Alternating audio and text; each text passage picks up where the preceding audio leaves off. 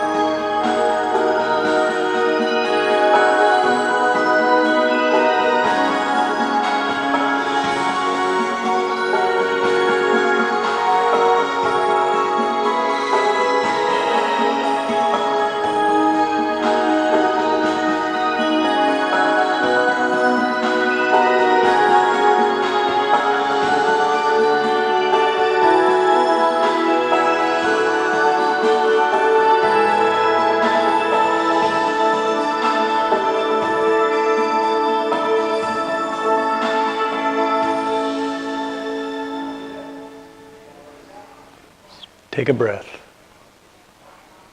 Open your eyes if they're closed. Be present.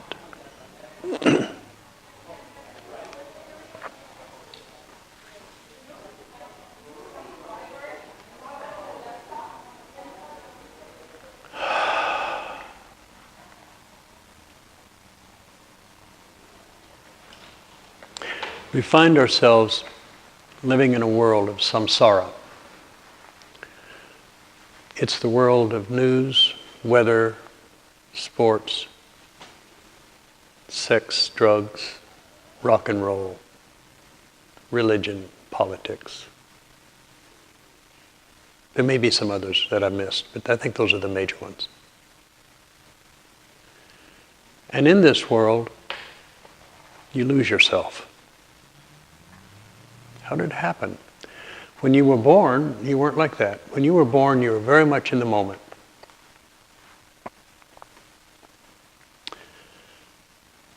I can recall back to my birth. And I remember the first 3 months of clarity. It was very clear, but there was no definition. There was, however, an urge to define everything. Certain things at first were completely out of focus. There was the warmth of my mother. I knew her smell, her taste, as she held me, how she burped me, how she cared for me. But I was always in the moment. And when I got her defined, I started noticing other things that were moving around that kind of were in my line of vision as my eyes learned to focus. You know, my dad, my 2 brothers.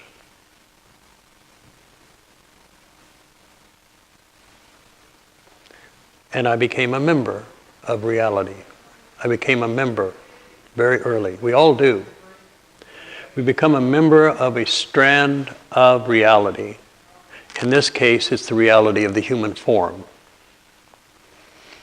And the human form is transitory.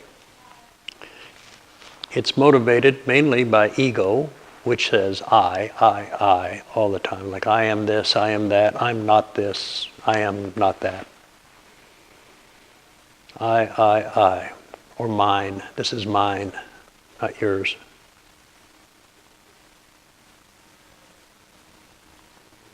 And as we were growing up, we learned to behave differently under different circumstances. We learned that when we were at a restaurant, we didn't behave like we did when we were home.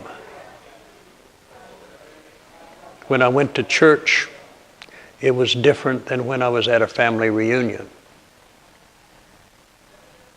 There was a different way of acting, a different way of dressing. And I found as I grew older that these different personalities would come up almost seamlessly. They weren't seamless at all. They were all full of holes, actually. But there was a personality that I had at school, a personality I had at church, another personality I had at home, another personality I had when I was just with my playmates. And I didn't mix them up. Because if you mixed them up, you got in trouble. If you started acting like you were at a family reunion at school, running around and chasing people, like you do like I did at a family reunion, you got in trouble. So we have all of these little personalities that we learn to use for any particular circumstance. We have a personality that we use when we're angry. There's another personality that we use when we're being thoughtful and loving. There's all these different personalities. And they blend together so much that you think that's who you are. It's a good definition of you. It's always saying, I am this, I am not that. It's a definition of your personality, of how you see yourself in the world.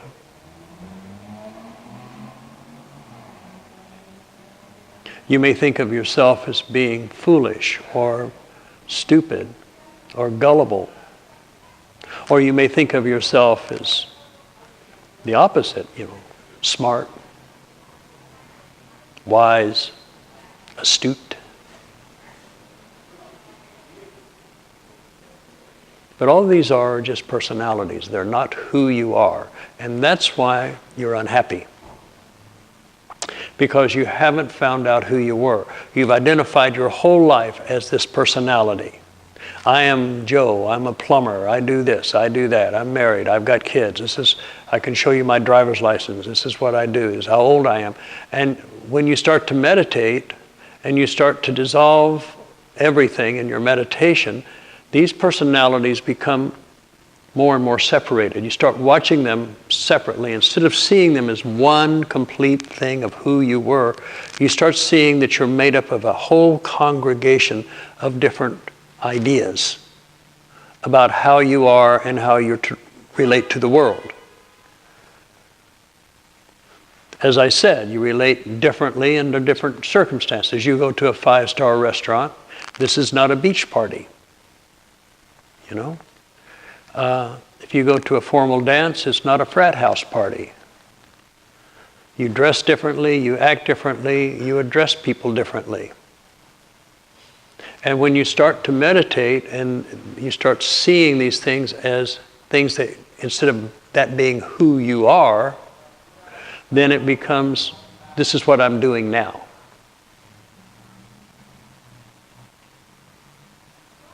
And this is what I'm doing here. And over here, I do this. And then as you move down the path a little bit, and these things become more and more less identified with, you start seeing them as caretakers. They're caretaker personalities that you use for a specific venue, and you're very precise in how you use them.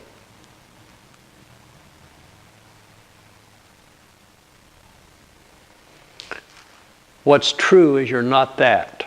You're not your personalities. You're far more than that.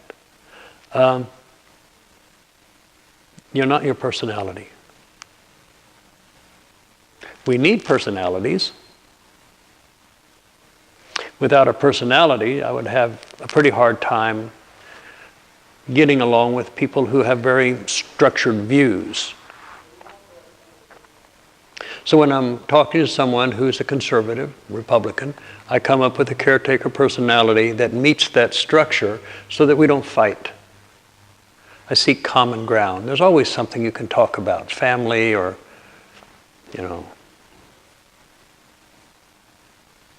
you can always find something to talk about besides fighting. And you create a structure that meets with that. My mother was a born-again Christian her whole life. She found Christ when she was 12 years old. And she had a relationship with Christ her whole life. But unfortunately, she was involved in a religion that took that love of Christ and that powerful spiritual experience that she felt every time she prayed, actually. And she put it into this structure that, if you didn't believe the way she believed, you would spend all of eternity burning in hell. As I grew older and I became more of a Buddhist than anything else, I gave up the theist view of God. I quit looking of God as a person. God does not have a personality. If it had a personality, I guess the closest thing you could come to it would be this incredible, unconditional love.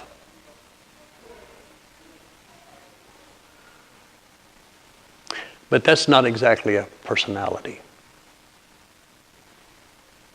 The infinite is beyond our comprehension, but we are made of the infinite. It is who we are.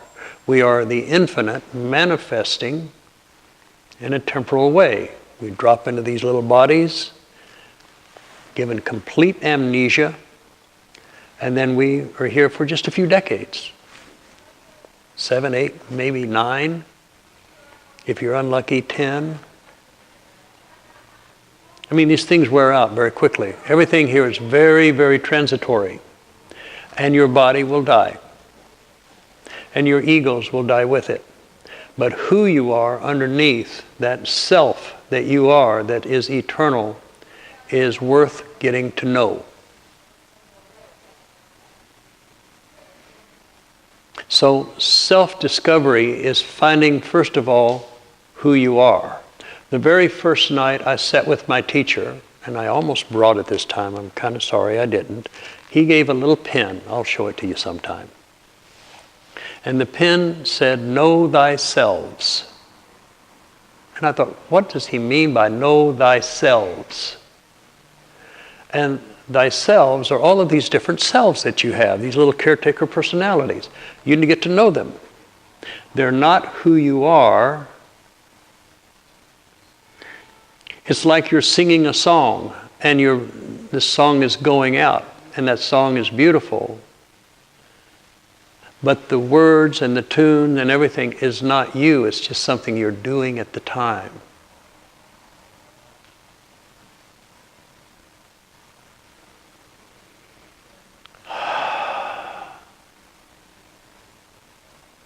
So we have all of these little caretaker personalities that we think are ourselves. We think that's who we are.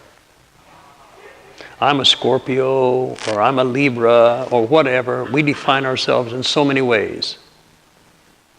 I define myself all the time. I'm going to be 71 next month.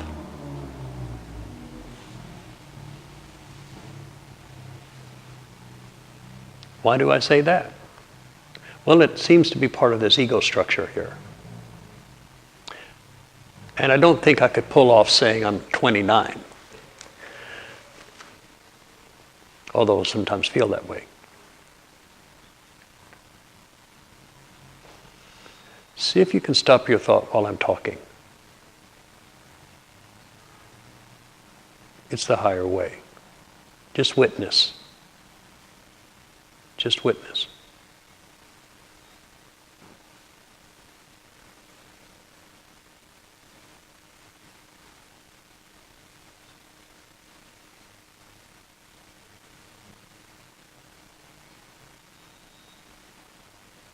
Good.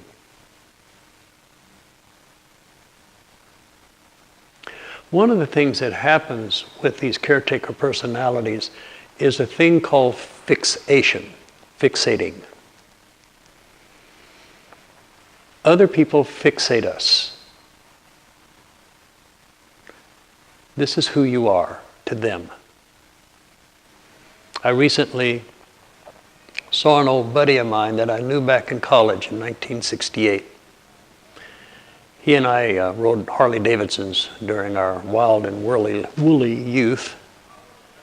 And he holds me in that place. Here I am 71, I went through all of these changes, but he holds me there. So when I got around him, I found myself, kind of lining up with him. But I was also very aware that how he had me put together was not who I was. It's clearly not who I am. But that's all he could handle. My mother could only handle me being a Christian. If she thought I was a Buddhist, she would be up night after night praying for hours, literally hours, that my soul would be saved and I would be in heaven with her.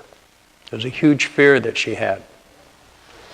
So realizing this and being a Buddhist, that I did not want to do any harm, when I would get around her, I would put on the caretaker personality of a born-again Christian. It was easy to do. I was raised that way, so it was easy to do. But at no point did I actually think I was. I'd kind of moved beyond it. I didn't move beyond Christ. Let's get that clear. I did not move beyond Christ. Christ is something much, much more than the so-called Christians think it is.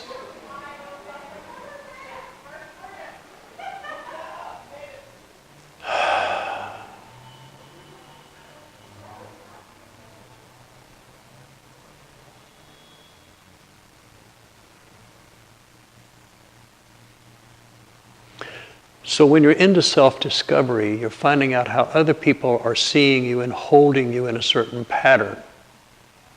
Then you notice yourself doing the same thing to them, holding them in a certain way, not letting them change at all. We do things kind of weird. We go up to people and we say, ooh, I don't like your hairstyle. I liked it better the way it was. Or, when are you going to shave that straggly mustache? I don't like it. I liked it better without it. They're always trying to put you into a position that they can hold you, that they have held you for a long time. They don't want you to change. Because if they allow you to change, that means they have to change. And people generally don't like to change. So they hold us in a fixation. We hold them in a fixation. We hold ourselves in a fixation. And this is all ego. And when you start to meditate and stop your thoughts, those bonds, that fixation starts to loosen a bit, just a little bit. And as you continue over the years meditating, it loosens more and more and more. And pretty soon you don't identify with your ego anymore, although you need one to drive a car, to go shopping, to interact with people. But you are not the ego. It's just something you use. It's a tool. So that's the first part of self-discovery.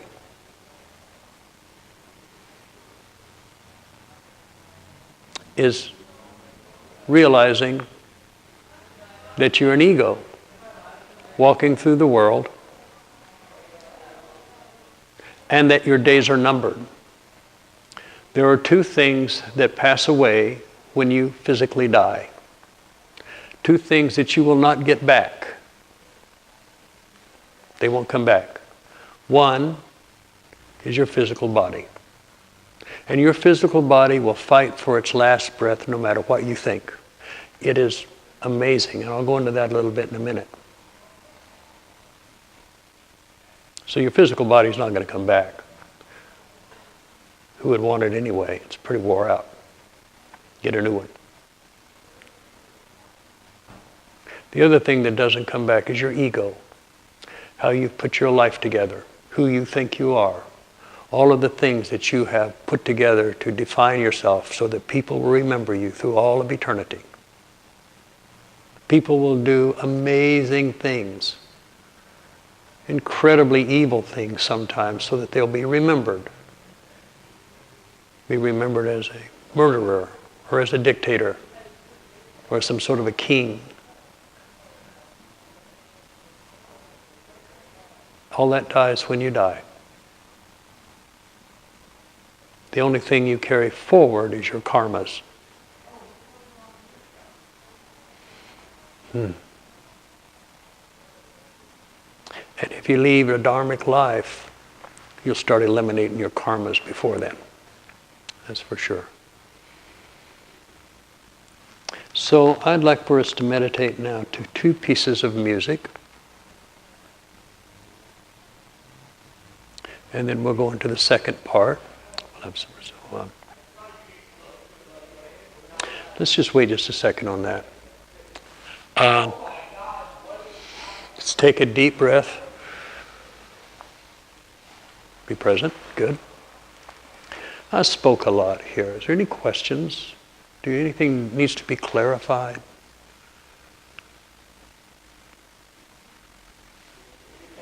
Yes. Anyone? Yes. Oh, you yawned. I got to be quick. Don't yawn when I'm asking for questions. All right. Well, I guess I did an excellent job explaining that, right? So let's meditate now to Mount Shasta, and then we'll have the second song will be Joshua Tree. Okay? And for these, I would like for you to keep your gaze up here a little bit as I'm meditating, just kind of in this direction. Stop your thought, because when you meditate on me, when you look at me, then there's a transmission that goes on between us. And in that transmission, we both will just kind of go up into the spirit a little higher than maybe you've done before. So we can start now.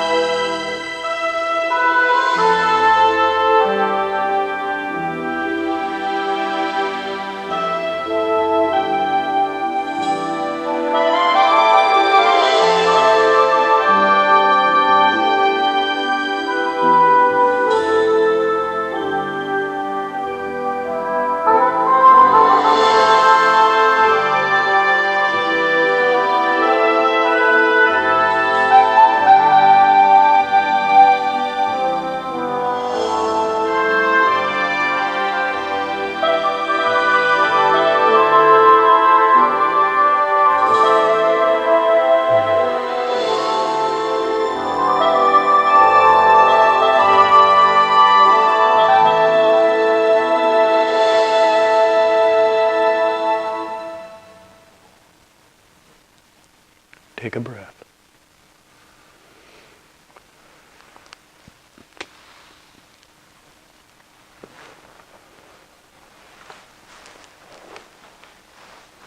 So,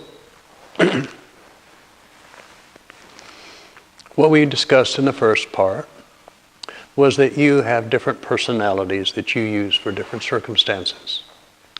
You also are fixated into being a certain way. People have you fixated as being, I don't know, broke or always sick or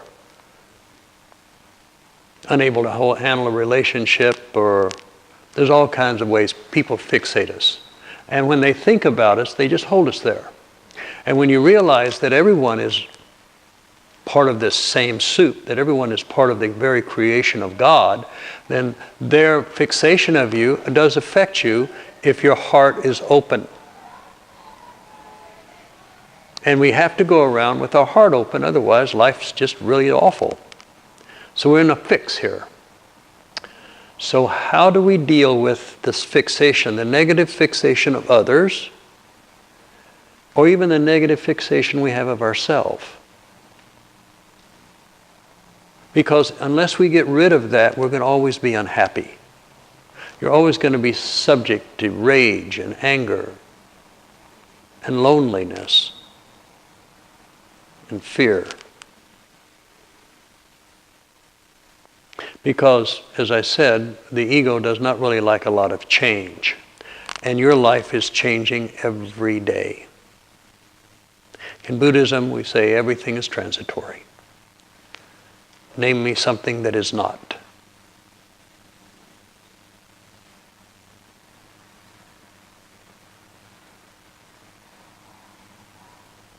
So how do we get free of this? Well, that's when we come to the second part of this evening, called liberation.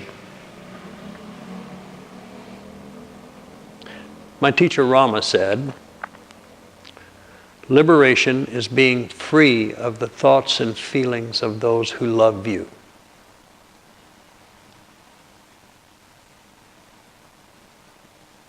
And that's kind of a difficult thing to swallow. Who fixates you the most? Who holds you in the reality that they want you to be in the most? And it's people who love you. They love you the way you are and they don't want you to change. Or maybe they don't love the way you are, but they still don't want you to change, because that would mess with their reality. So to be free of the thoughts and feelings of those that love you is really a tough one. And you say, why should I have to be free of the thoughts of my mother or my father or my husband or wife? Why should I feel that I need to be free of their thoughts and feelings? Think about it. What are you trying to get free of? Their thoughts and feelings. I know you love them.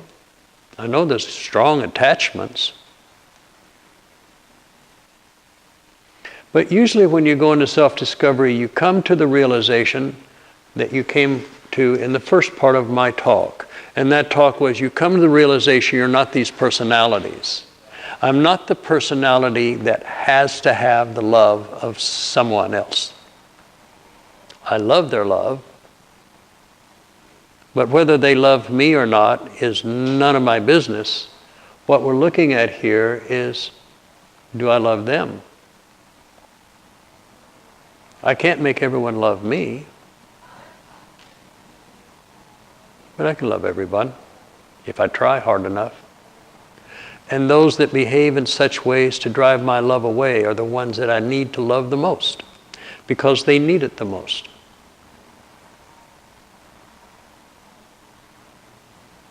But you can't make your love of somebody a fixation too.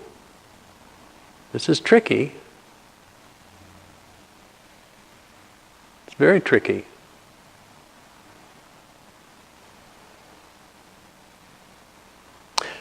I've spoken a lot about the meditation I had in Scotland last year.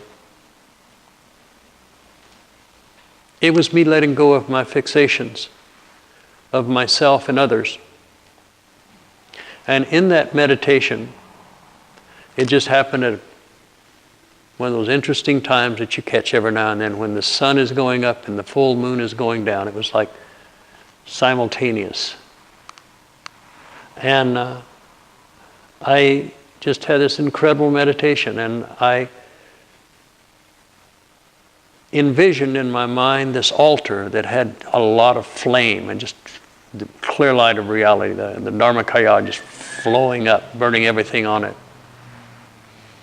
And as I'm looking at the flame, I'm remembering something my teacher said. He said, enlightenment is easy. All you have to do is want it more than anything. And I thought, I really want enlightenment. Well, I had to give family. So I put Mom and Dad and my 2 brothers on the fire and burned them up. Just let them go. I put my wife, my 2 kids, all of them on the fire. Watched them burn up. I put Bernie Sanders on the fire and burned him up. I burned up my little dog Puggy, and when there was nothing else to burn, I threw myself on the fire. And I burned up. Nothing left. And out of that meditation, out of that fire, arose a new self, a new being that could not be burned up because it was made of the very fire that consumed everything else. Now, when I came back from Scotland, everything that I'd burned up was still there. But it was different. I had broken my fixation. I had broken my need to have them in my life. I'd broken my need to have their love. I enjoy the love a lot. I mean, my kids are amazing. They're not kids anymore, they're fully grown.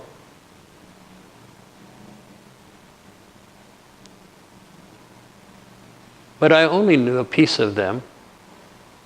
I only knew a little bit of everyone because I had them all fixated. Now I don't have them fixated.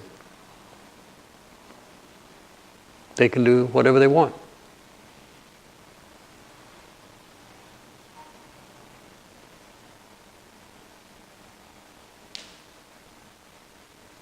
I'm free. At other times, in other lifetimes, at this level of your development, you would stand up in front of your family and say, I'm going to an ashram, or I'm going to a monastery, or some temple. I'm starting a new life based upon spirit. And when you left, you may have taken a suitcase, but when you got to where you were going, the monastery, they would smile and take your suitcase away, or have you burn it. They would give you new clothes, give you a new name, and you would have nothing to do with your family. Today we don't do that. We have to do it a little bit harder. We have to be in this world and not of it. To be free of the attachments, of the need to have other people approve of you or love you. To be free of that is to be free. Otherwise, you're in chains.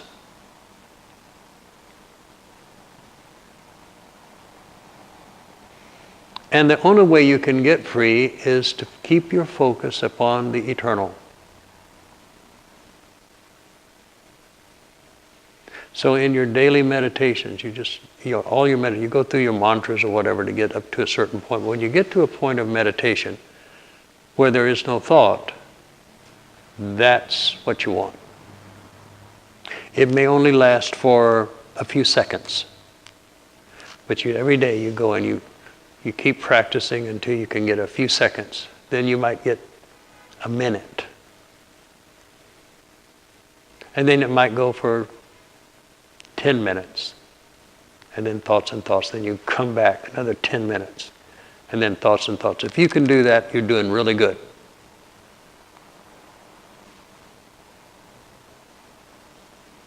But eventually, the structures break down. They're burned up. And that higher self starts to manifest in a new way, a cleaner way, a higher way, a way that does not rely upon control, domination, manipulation, or fear. If you have that operating system in your life, it's an unhappy system. As long as you have control, domination, manipulation, and rule it by fear, you will never be happy. You'll never be complete. And you will never be liberated. You have to give them up. I know. There's an ego structure in you that says, you don't understand, that's who I am. I'm saying, no, you don't understand. That's not who you are at all.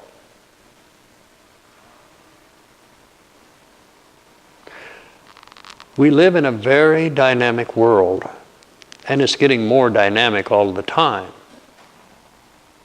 There are parts of this world that feed upon fear. There are parts of this world that just thrive in anger and rage. There are parts of this world that are always trying to escape. They even come to religious organizations to escape the world. or they get lost in sex or drugs. Transitory experiences that will not bring about fulfillment.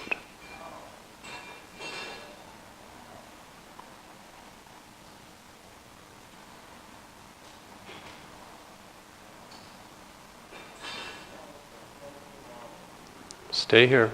Focus here.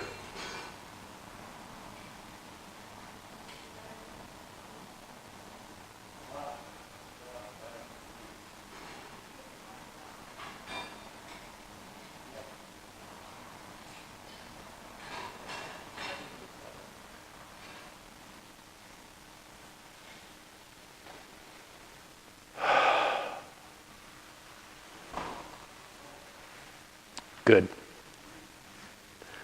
Take a breath.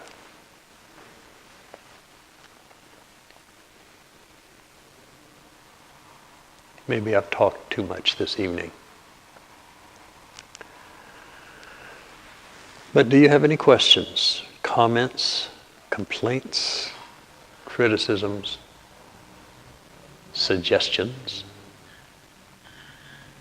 You have us reading that book, The Choya Trungpa. Yes. Trio. Yeah, it's that book is what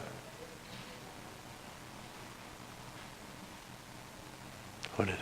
Enlightened Development, I think it is. It's by Chogyam Rinpoche, or also known as Trungpa Rinpoche.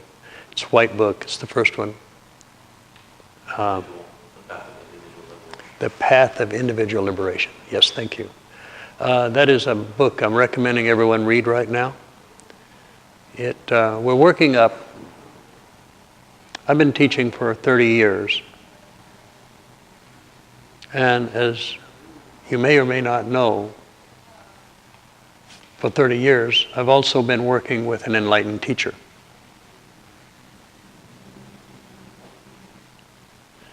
And he passed away. And so we're continuing the lineage.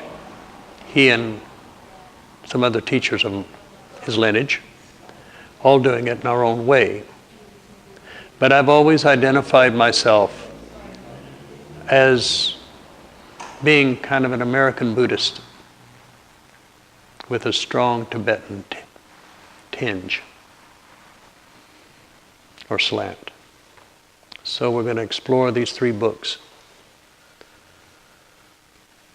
So It pretty much starts out with a visualization practices of the Kala Chakra thing with all the arms and the colors that you see. yes. All the little, they always put in the Buddhist, the Tibetan Yeah. things, all these other little beings all scattered around. You're right, yeah. Tonka. And until you can visualize every bit of it, it sounds like a bit of a daunting. Well, that is that's the Tonka of the samsara, the wheel of samsara. And it's one of the most amazing chapters I've read on that Tonka. You know, he starts and he breaks it down piece by piece. And it's the samsara, you know, it tells the energies behind creation, which is pretty awesome. And the book just continues from there. So it's pretty intense book, but that's what we're studying right now. At least that's what I'm having my students study for right now. Along with, you know, other books from my teacher and that sort of thing.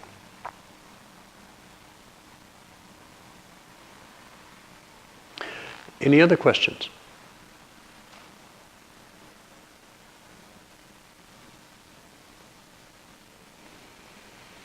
Okay. Well, the energy this week has been interesting. We live in interesting times.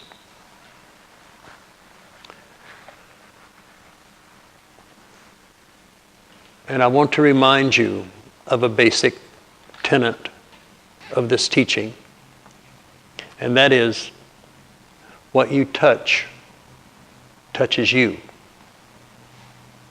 What you focus on, you tend to become. Watch your words. Every word that you speak, you're casting a spell.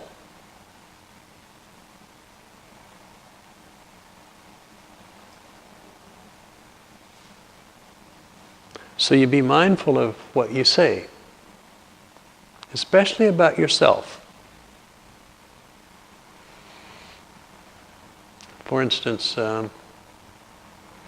boy, I'd like that new Tesla. I'd really like that new Tesla. I'd like to get one of those. And then you start casting your spell. You already cast one for the car. Now you start casting the ones you really believe. I can't afford it. I have to increase my job. I'm too old, or I'm too young. It's too much of an investment. You start casting these other spells up on top of your original spell, and you can see which ones have the power. Which ones really do you hang on to? Are you hanging on to that you want? Or are you hanging on more on those things that you can't have? You're making all these reasons why you can't do it.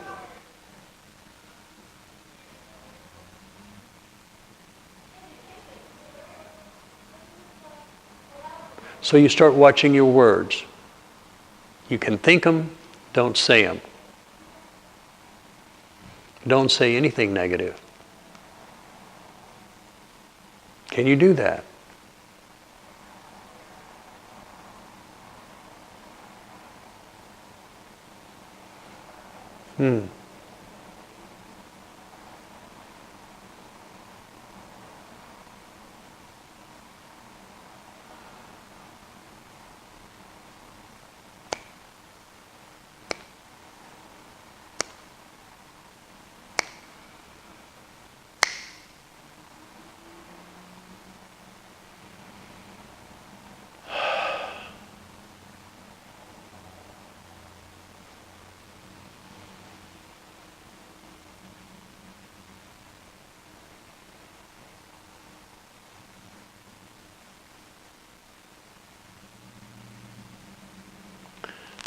So to review this evening, we all walked in here with a bunch of egos, because that's how we get around.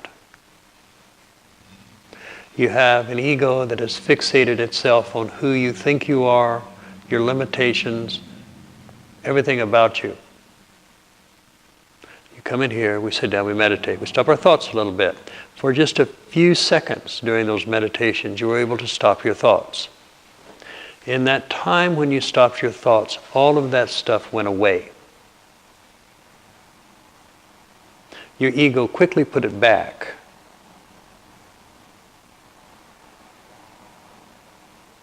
So I'll show you. This is something that's pretty easy to show. I'd like for you to sit up straight. You put your feet on the floor. And both feet, that's good. Or you guys there are fine. I'd like you to look up here. And in a minute, I'm going to stop my thought. It's already stopped. But we'll stop the thoughts. And when I stop your thought, I want you to just really let your thoughts stop. Stop your monkey mind. Okay, so here we go.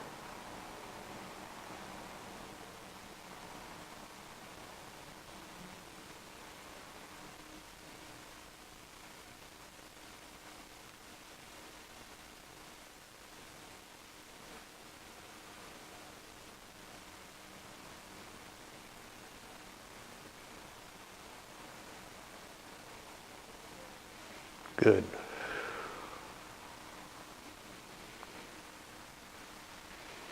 Good. When that happened, what was your experience?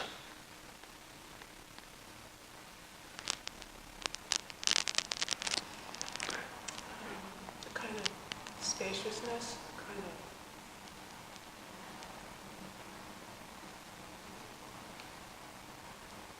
Yeah. I have good words for Yeah.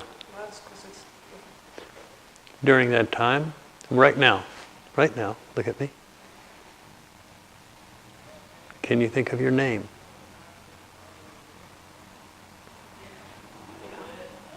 Takes a little effort, huh? Yeah. Isn't that interesting? Padma. Peaceful, yeah. Why do you think that's so? No, this and that, I, Yeah. like that. Or I, or that group out there partying on a Saturday night, how dare they have fun, type thing, type thing. We're being spiritual and they're having fun. How can that happen? And then you stop your thoughts and it just, part of the experience. Exactly. it's a sense of possibility. Sense of possibilities, yes. What's your name again? Dave. Dave. I'm always interested in new people. What was your experience, Dave? Well, I do a lot of meditation. Ah, good. It wasn't like particularly exotic because I practice that quite a lot, but Yeah. it's mellow. Yeah, very mellow. Yeah. Self-discovery is when you're meditating right, the energy is flowing, the kundalini is flowing. It's like this warm spring breeze. Just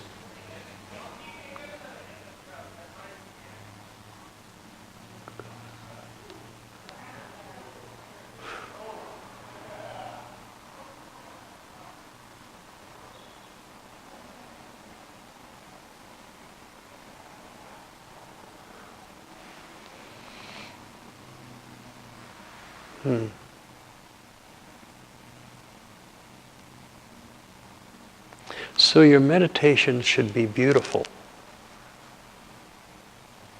One of the ways that you make your meditation beautiful is you set up an area for yourself spiritually.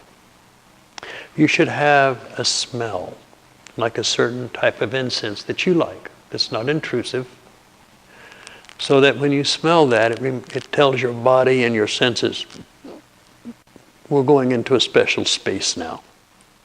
You have something beautiful, some flowers, beautiful little flowers here, something beautiful, so that you associate your meditation with beauty. I usually have my students meditate in the beginning to some music that I recommend, but you can meditate with a mantra or focusing on a yantra, or a mandala, or a tanka. You can meditate chanting. I've even seen people meditate beating a drum. I don't care what method you use, but it needs to involve the senses a little bit. Sound, smell, lighting, things that are beautiful.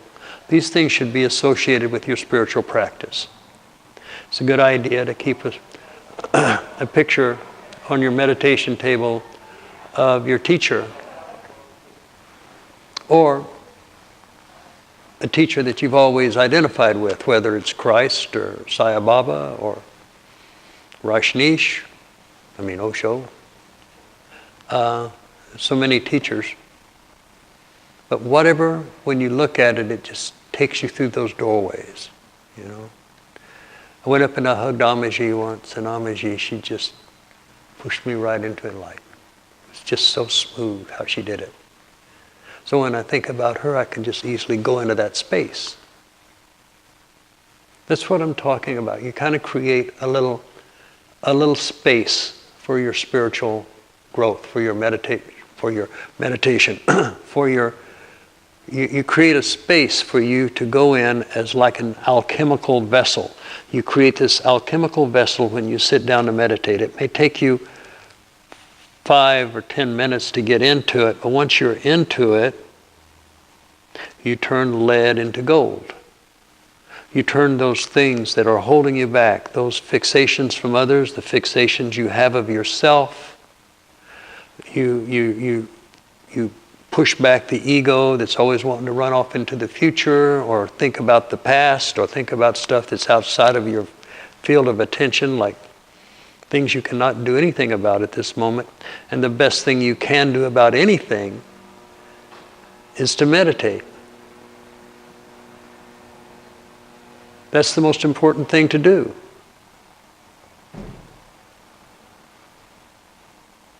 Raise your consciousness. You raise the consciousness of the world, your world. And when your world is at full peace, no matter what other people are doing, but if you're at peace, you have world peace. And that world peace is contagious. Because remember, what you touch touches you.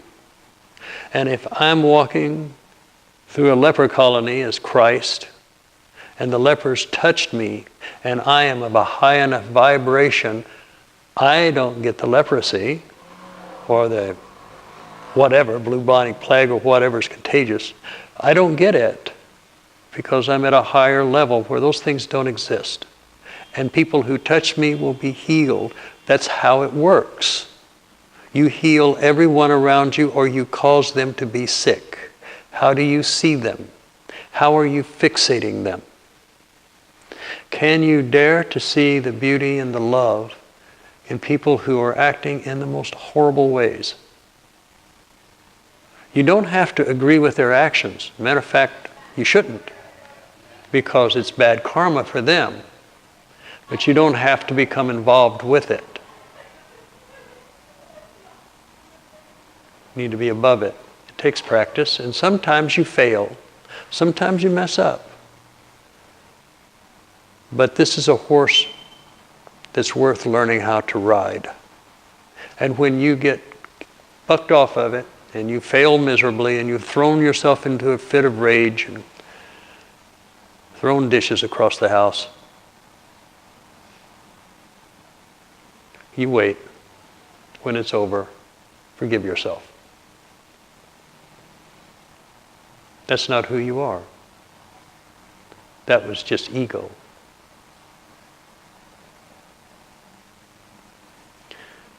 The ego is like a wild stallion inside a corral. And if you step inside that corral with that wild stallion, he's going to try to kick you, bite you, trample you down. Could kill you. We don't want to kill the stallion. He's valuable. He's beautiful. Your ego is valuable. It's beautiful. Once you learn to control it and not have it control you,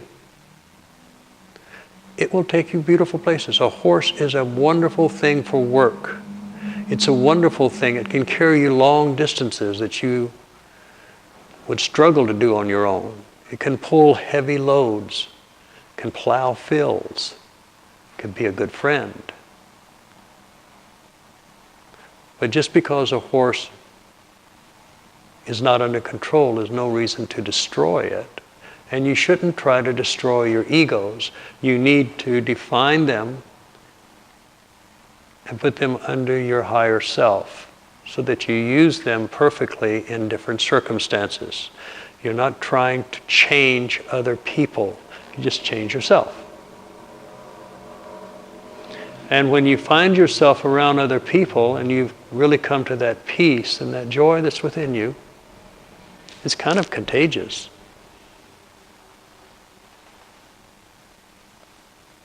I've spent all week with people who are focusing totally upon a mass murderer. Interesting thing to focus on, huh? Does it make you happy? Does it bring any peace to you? Is there any healing in it? What good comes out of that type of focus? Just more fear? More anger? That's not enlightenment. In enlightenment, there is no fear. There is no anger. There is no rage.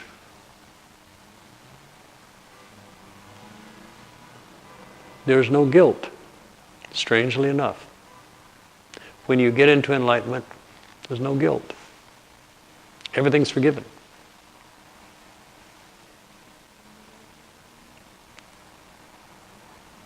There's no shame.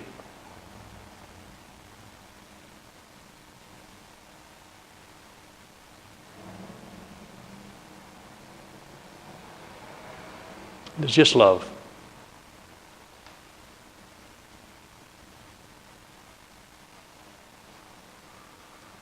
Incredible love. Vast. Undefined.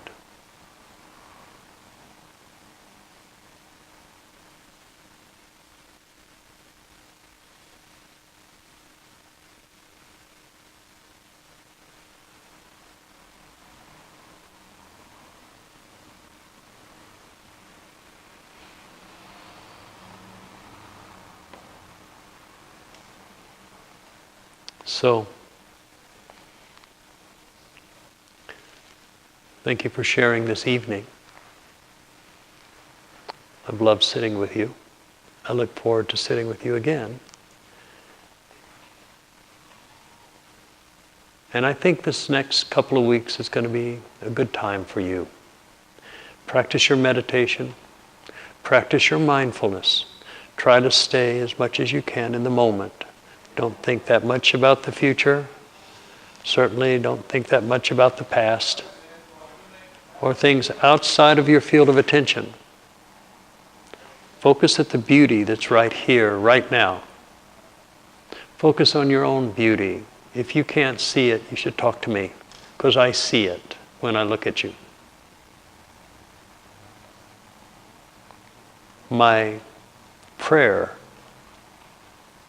is for each one of you to see yourself as I see you, because I see beyond your personality structures. And I want you to also. Not just for yourself, but for others. It is a path. It is a way.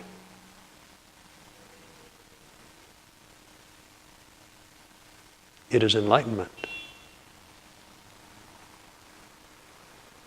And you can do it. Namaste.